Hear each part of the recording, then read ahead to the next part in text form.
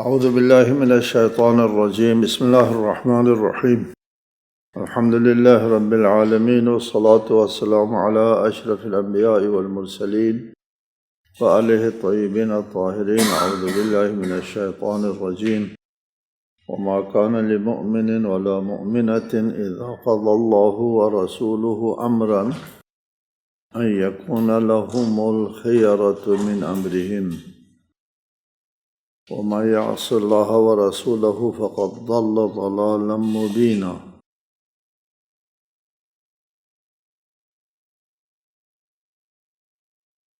سورۃ الاحزاب آیت 36۔ اور کسی مومن اور مومنہ کو یہ حق نہیں پہنچتا کہ جب اللہ اور اس کا رسول کسی معاملے میں فیصلہ کریں تو انہیں اپنے معاملے کا اختیار حاصل رہے، اور جس نے اللہ اور اس کے رسول کی نافرمانی کی وہ صریح گمراہی میں مبتلا ہو گیا۔ آیت ہمارے لیے نہایت قابل توجہ ہے، لوگوں کے لیے قابل توجہ ہے جو دین میں مداخلت کرتے ہیں، کہ اس میں صریح لفظوں میں فرمایا کسی مومن اور مومنہ کو حق نہیں پہنچتا اللہ تعالیٰ اور اس کے رسول نے جو فیصلہ کیا ہے اس میں اپنا اختیار استعمال کریں۔ ان یکون لہم الخیرہ، ان لوگوں کو اس میں اختیار حاصل رہے، ایسا نہیں ہے، ممکن نہیں ہے، کوئی اختیار حاصل نہیں ہے قانون بنانا، حلال حرام بنانا، صرف اور صرف اللہ تعالیٰ کے ہاتھ میں ہے، اور اللہ تعالیٰ کے حاکمیت اعلیٰ کا حصہ ہے، اس میں کسی کو نہ کمی کرنے کا حق حاصل ہے نہ زیادہ کرنے کا حق حاصل ہے۔ اللہ تعالیٰ اور اس کے رسول کے فیصلے میں کسی قسم کی ترمیم ممکن نہیں ہے، جائز نہیں ہے۔ ایسے وَمَن يَعْصِ اللَّهَ، ایسا عصیان گناہ کرنے والوں کے بارے میں فرمایا کہ وہ صریح گمراہی میں مبتلا ہو گئے، صرف گمراہی نہیں، ضلال مبین، صریح گمراہی میں مبتلا ہے وہ شخص۔ یہ بات ذہن نشین کر لینا چاہیے تمام مسلمانوں کو کہ مداخلت فی الدین صریح گمراہی ہے، دین میں مداخلت کا حق حاصل نہیں، اور اللہ اور رسول کے فیصلے میں مداخلت کا حق حاصل نہیں ہے۔ ہم تاریخ میں نہیں جاتے، ہم پوری تاریخ اور آج کل کے معاصر حالات سمیت سب کے بارے میں ہم بات کرتے ہیں کہ وضو ہے، غسل ہے، نماز ہے، روزہ ہے، احکام ہے، کلی احکام، اس میں ذرہ برابر ترمیم کا حق حاصل نہیں ہے، یہ صریح گمراہی ہے، اس کو ذہن نشین کر لو۔ ہم آتے ہیں مثلا نماز کے اوپر، نماز میں تکبیرۃ الاحرام میں ایک تکبیر کہنا ہوتا ہے، کوئی 2 تکبیر کہتا ہے، نماز باطل ہے۔ اللہ اکبر کہنے سے نماز باطل ہے؟ جی، اللہ اکبر ایک مرتبہ، ایک تو اللہ اکبر کہنا ہے، دوسرا ایک مرتبہ کہنے کی پابندی کرنا بھی اللہ اکبر کا حصہ ہے۔ اللہ اکبر اگر آپ نے کہنا ہے تو اللہ نے جو اس طرح کہا اسی طرح کہہ دو، اپنی رائے نہ داخل کرو اس میں 2 مرتبہ اللہ اکبر کہوں گا، نماز باطل ہے۔ کسی کو یہ کہنے کا حق حاصل نہیں ہے اچھا آپ اللہ اکبر کہنے سے نماز کو باطل قرار دیتے ہیں، اللہ اکبر کہنے سے نماز باطل ہو جاتی ہے۔ آپ آنکھیں دکھائیں، آپ تعجب کریں، آپ کچھ بھی کہیں، اضافہ کرنے کا حق حاصل نہیں، اصلاً نہیں۔ ایک تکبیر کا اضافہ نہیں کر سکتے آپ، حق حاصل نہیں ہے۔ رسول اللہ صلی اللہ علیہ وآلہ وسلم نے فرمایا صلو کما رأیتمونی اصلی، نماز اسی طرح پڑھو۔ یہ شیعہ سنی سب کے متفقہ حدیث بھی ہے، اور ما آتاکم الرسول فخذوہ وما نہاکم عنہ فانتہوا، قرآن کا حکم ہے، جو رسول تم کو دے دے اس کو لے لو، جس سے رسول روکے تو اسے رک جاؤ۔ جی یہ قرآن کا حکم ہے۔ رسول نے فرمایا صلو کما رأیتمونی اصلی، نماز اسی طرح پڑھو جس طرح مجھے نماز پڑھتے ہوئے دیکھتے ہو۔ جی رسول اللہ نے ایک عرصہ نماز پڑھائی ہے، ایک مدت تک نماز پڑھائی ہے، ایک دو مرتبہ واقع ہونے والا کوئی واقعہ نہیں ہے کہ اس میں اختلاف ہو جائے، کوئی کچھ کہے کوئی کچھ کہے کوئی کچھ کہے، نہیں ہو سکتا۔ اصولی بات کرتے ہیں، کیا ہوا کیا نہیں ہوا میں نہیں جاتی۔ جی حکم یہ ہے، رسول اللہ نے جس طرح نماز پڑھی ہے اسی طرح ہم کو نماز پڑھنا ہے۔ جی مداخلت کا حق حاصل نہیں ہے۔ ایک لفظ میں قرآنی نماز کے اذکار میں سے کسی ذکر میں تصرف کرنے کا حق حاصل نہیں، ہم کو حق حاصل نہیں ہے۔ ہم نے اسی طرح نماز پڑھنا ہے جس طرح رسول اللہ نے پڑھی ہے۔ ہم مکتب اہل بیت کے ماننے والے لوگ، ہم لوگ، ہمارے پاس رسول اللہ کی نماز کس کے ذریعے پہنچی ہے؟ آپ کو ناز ہے نا کہ آپ کہتے ہیں کہ جی ہمارے پاس جو دین ہے رسول اللہ صلی اللہ علیہ وآلہ وسلم سے اہل بیت کے ذریعے ہم تک یہ نماز پہنچی ہے۔ رسول اللہ نے کس طرح نماز پڑھی ہے؟ اہل بیت کے ذریعے ہم تک پہنچی ہے، امین ترین ہاتھوں سے ہم تک پہنچی ہے، کسی نقص اور کسی کمی اور زیادتی کا امکان نہیں ہے، ہم تک پہنچی ہے۔ اسی لیے روز اول سے لے کر آج تک ہمارے جو نماز یا دیگر احکام ہیں اس میں وہ نہیں ہے، نماز کے سلسلے میں کوئی اختلاف نہیں ہے، اصلا اختلاف نہیں ہے۔ عالم تشیع میں آپ مشرق جائیں، مغرب جائیں، شمال جائیں، جنوب جائیں، جہاں جائیں، کسی کو آپ دیکھیں گے ایک طرح نماز پڑھتے ہوئے، کوئی اختلاف کہیں بھی نہیں ہے۔ نہیں کہہ سکتے کہ اچھا ابھی تک آپ اپنے نماز میں اختلاف کر رہے ہیں، اس کا مطلب یہ ہے کہ آپ کا مذہب جو ہے وہ ابھی تک آپ تک صحیح نہیں پہنچا، کوئی کچھ کہتا ہے، نہیں اصلا نہیں ایسا۔ جی کوئی کچھ نہیں کہتا، تمام عالم تشیع ایک طرح نماز پڑھتا ہے، پورا عالم تشیع ایک طرح نماز پڑھتا ہے، کہیں ذرہ برابر کوئی اختلاف نہیں۔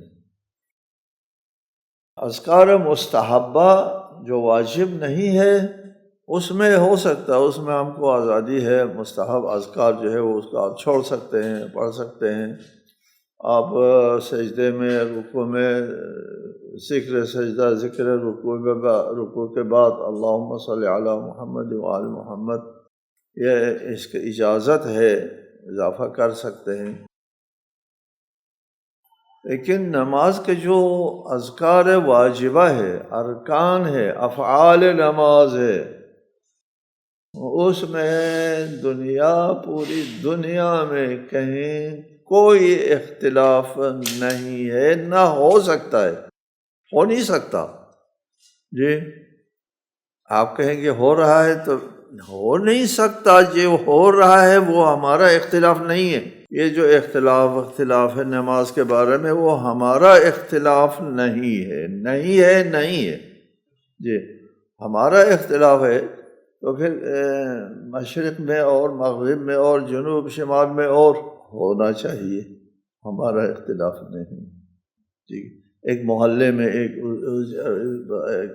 آدمی، کچھ لوگ جو ہے کسی مداخلت کی وجہ سے، ہمارے اندر اختلاف نہیں، بیرونی مداخلت کی وجہ سے اگر کہیں اختلاف آتا ہے وہ ہمارا اختلاف نہیں ہے، جی وہ ہمارا اختلاف نہیں ہے۔ اگر ہمارا اختلاف ہوتا تو اس جگہ میں بھی ہوتا تو ادھر بھی ہوتا، نہیں ہے، ہمارا اختلاف اصلا قطعا نہیں ہے۔ ہمارے مذہب جو ہے، ہمارا مذہب اہل بیت علیہ السلام کے ذریعے ہم تک پہنچا ہے، امین ترین ہاتھوں میں ہم تک پہنچا ہے۔ ائمہ علیہ السلام کے زمانے میں ہزاروں کی تعداد میں لوگوں نے تعلیم حاصل کی ہے ائمہ علیہ السلام سے، اور 400 کتابیں، اصول 400 کتابیں لکھی گئی ائمہ علیہ السلام کے زمانے میں، جی امام کے ائمہ کے شاگردوں نے، اور پھر وہ امام کی غیبت کے بعد ہمارے علماء کے ہاتھ میں آ گئے، علماء نے ان کو محفوظ کیا، بڑی قربانی کے ساتھ محفوظ کیا۔ ائمہ علیہ السلام کے فرامین سالم موجود ہے، اس میں ائمہ علیہ السلام کے زمانے میں بیرون مداخلت ہوئی تھی، لیکن امام حاضر موجود تھے، وہ مداخلت جو ہے وہ ابھی ہمارے سامنے ہے، یا ادھر سے مداخلت ہوئی، ادھر سے مداخلت ہوئی، ان فرقوں کا نام بھی ہے، وہ فرقہ نصیریہ، فرقہ مفوضہ، تفویض کے قائل لوگ تھے، اور کیا کیا، اور فرقہ مرجئہ، ان سب کو ائمہ علیہ السلام نے رد کیا، وہ بھی ہمارے سامنے ہے، جی صاف واضح ہو کر کے ہمارا مذہب جو ہے وہ ہمارے ہاتھ میں موجود ہے، اس میں اصلاً اختلاف کی گنجائش نہیں ہے۔ ہمارے مذہب میں، ہماری نماز میں، ہمارے روزے میں، ہمارے حج میں، ہمارے دیگر اس میں اختلاف نہیں ہے، کوئی اختلاف نہیں ہے۔ مثلا احرام باندھنا واجب ہے، کوئی اختلاف نہیں ہے، عرفات واجب ہے، اور رمی جمرات واجب ہے، وغیرہ وغیرہ اعمال حج میں کسی قسم کی کمی اور بیشی نہیں ہے، سارا واجب ہے، جی اختلاف حج میں بھی نہیں ہے، روزے میں بھی نہیں ہے، جی روزہ کب سے کب تک رکھنا ہے، کیا کیا چیزیں مفطرات روزہ ہے، اس میں بھی کوئی اختلاف نہیں ہے، کوئی اختلاف نہیں۔ ہمارے پاس جو احکام ہے وہ بلا اختلاف ہم تک پہنچا، اس میں کسی قسم کے اختلاف کی گنجائش نہیں ہے۔ جو آپ کو نظر آتا ہے وہ شیعوں کا اختلاف نہیں ہے، یہ باہر سے آیا ہے، باہر سے آیا ہے۔ شیعوں کا اختلاف ہوتا تو صرف یہاں نہ ہوتا، جی ہر جگہ اختلاف ہوتا، ہر جگہ شیعہ ہے، صرف یہاں شیعہ ہے، جی یہاں کا شیعہ جو ہے وہ تشیع کے جو وہ ہے مراکز سے دور ہے، جو تشیع کے جو مراکز ہیں ان کی طرف دیکھو، جی دنیا کے ہر کونے میں تشیع موجود ہے، کہیں بھی نہیں ہے۔ وَإِذْ تَقُولُ لِلَّذِي أَنْعَمَ اللَّهُ عَلَيْهِ وَأَنْعَمْتَ عَلَيْهِ أَمْسِكْ عَلَيْكَ زَوْجَكَ وَاتَّقِ اللَّهَ وَتُخْفِي فِي نَفْسِكَ مَا اللَّهُ مُبْدِيهِ وَتَخْشَى النَّاسَ وَاللَّهُ أَحَقُّ أَنْ تَخْشَاهُ فَلَمَّا قَضَى زَيْدٌ مِّنْهَا وَطَرًا زَوَّجْنَاكَهَا لِكَيْ لَا يَكُونَ عَلَى الْمُؤْمِنِينَ حَرَجٌ فِي أَزْوَاجِ أَدْعِيَائِهِمْ إِذَا قَضَوْا مِنْهُنَّ وَطَرًا وَكَانَ أَمْرُ اللَّهِ مَفْعُولًا۔ اور اے رسول یاد کرے وہ وقت جب آپ اس شخص سے جس پر اللہ نے اور آپ نے احسان کیا تھا، اس شخص سے کہہ رہے تھے اپنی زوجہ کو نہ چھوڑو اور اللہ سے ڈرو، اور وہ بات آپ اپنے دل میں چھپائے ہوئے تھے جسے اللہ ظاہر کرنا چاہتا ہے، اور آپ لوگوں سے ڈر رہے تھے، حالانکہ اللہ زیادہ حقدار ہے کہ آپ اس سے ڈریں۔ پھر جب زید نے اس خاتون سے اپنی حاجت پوری کر لی تو ہم نے اس خاتون کا نکاح آپ سے کر دیا تاکہ مومنوں پر اپنے منہ بولے بیٹوں کی بیویوں سے شادی کرنے کے بارے میں کوئی حرج نہ رہے جبکہ وہ ان سے اپنے حاجت پوری کر چکے ہوں، اور اللہ کا حکم نافذ ہو کر ہی رہے گا۔ شان نزول میں یہ ہے کہ یہ آیت زید بن حارثہ کی حضرت زینب بنت جحش کے ساتھ نکاح کے سلسلے میں نازل ہوئی۔ زید بن حارثہ رسول اللہ کے آزاد کردہ غلام تھے، اور حضرت زینب رسول اللہ کی پھوپھی امیہ بنت عبد المطلب کی بیٹی تھی، پھوپھی ذات بہن تھی۔ سماجی اعتبار سے یہ رشتہ نہایت نامناسب سمجھا جاتا تھا کہ زید کے ساتھ زینب کا نکاح کا پیغام دیا گیا تو خود حضرت زینب اور اس کے بھائی عبداللہ بن جحش نے اسے ناپسند کیا کہ زید بن حارثہ رسول اللہ کا غلام تھا، رسول اللہ نے اس کو آزاد کیا تھا۔ آزاد کرنے کے بعد اس کو رسول اللہ کا بیٹا کہا جاتا تھا۔ رسول اللہ نے اپنے اس کو منہ بولے بیٹا بنا لیا ہے زید کو۔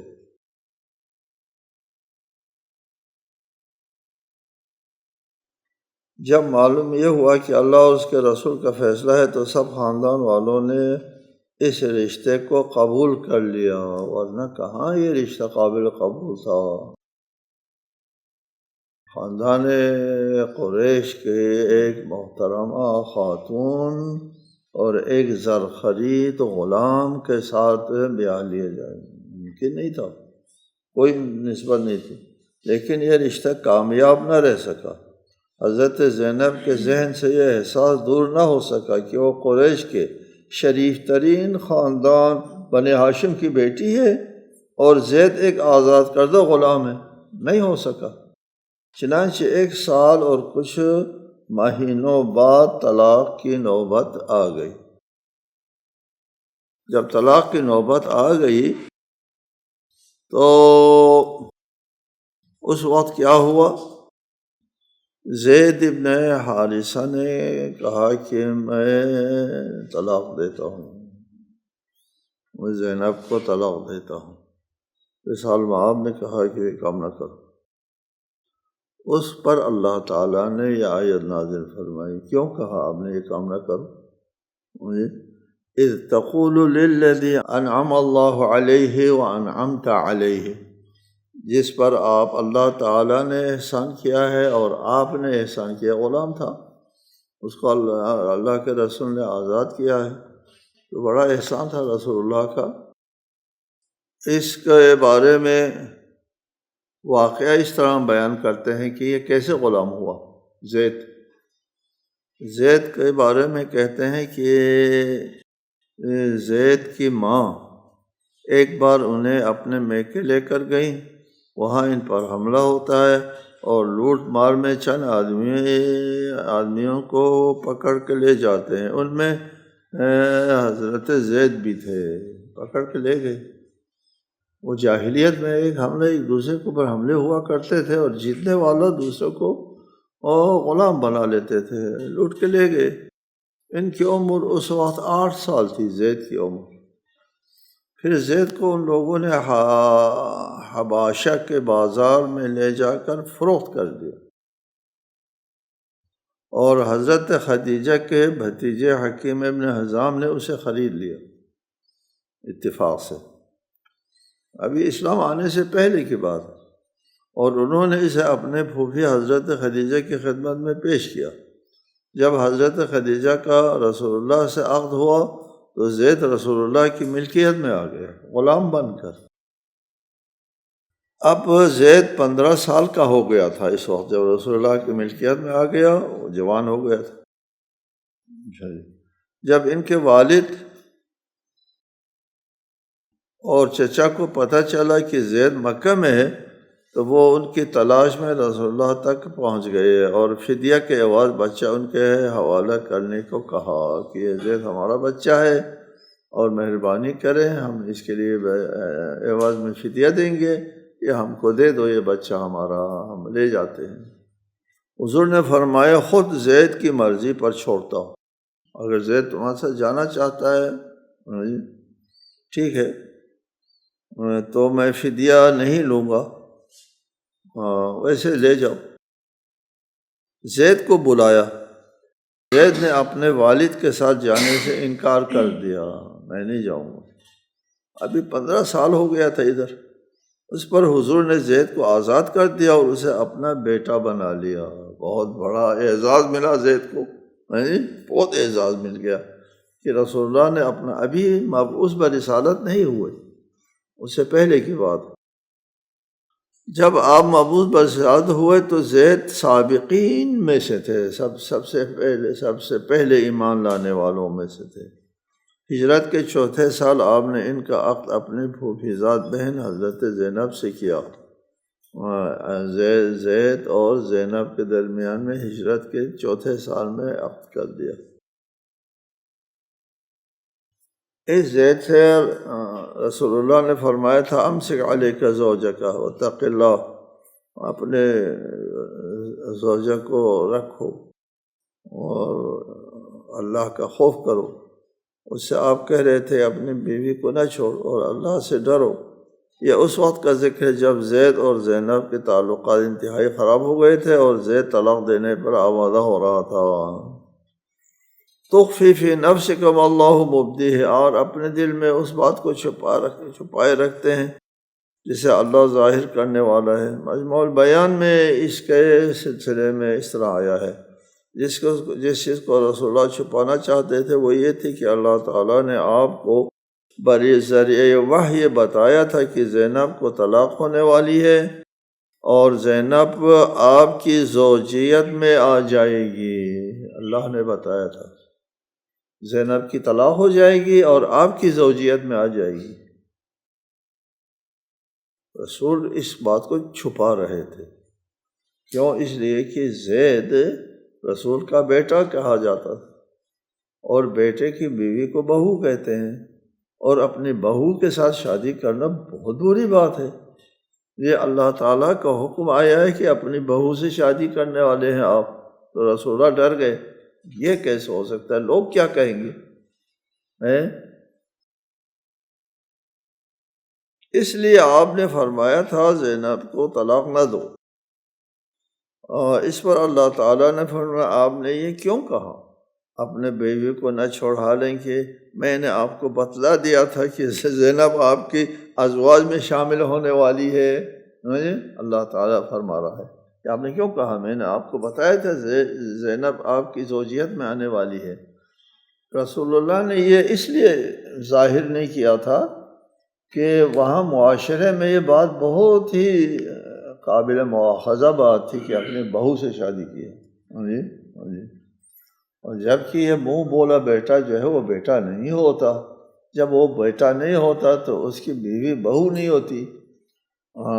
لیکن لوگوں میں ایک بات رائج تھی اور اس سے رسول اللہ جو ہے وہ خائف تھے۔ وَتَخْشَى النَّاسَ، آپ لوگوں سے ڈر رہے ہیں، مجھے ڈرنا اللہ سے چاہیے کہ اللہ نے کہا ہے تمہاری بیوی ہونے والی ہے، اس کو اپنی بیوی بنا لو، اور آخر میں کہ زوج نہ کہا، ہم نے آپ کے ساتھ اللہ تعالیٰ کا یہ فیصلہ ہے کہ یہ تمہاری بیوی ہے اور آپ کہتے ہیں کہ نہیں اپنے پاس رکھو۔ آپ لوگوں سے ڈرتے ہیں اللہ کے حکم کی تعمیل میں، جیسا کہ حضرت موسیٰ کے بارے میں فَأَوْجَسَ فِي نَفْسِهِ خِیفَةَ مُوسیٰ، موسیٰ ڈر گئے۔ کس چیز سے ڈر گئے؟ فرعون والوں کی جادو کو دیکھ کر کے ڈر گئے۔ جادو سے ایک اللہ کا رسول جادو سے ڈرتے ہیں؟ کیسے ہو سکتا ہے جادو سے ڈرے؟ ڈرے اس لیے تھے کہ لوگ گمراہ ہونے والے ہیں جادو کی عظمت دیکھ کر، اس سے ڈرے تھے، لوگوں کی گمراہی سے خائف ہو گئے تھے۔ یہاں بھی رسول اللہ کا خوف اسی نوعیت کا خوف ہے۔ لوگوں سے خوف کر رہے تھے کہ لوگ کیا کہیں گے.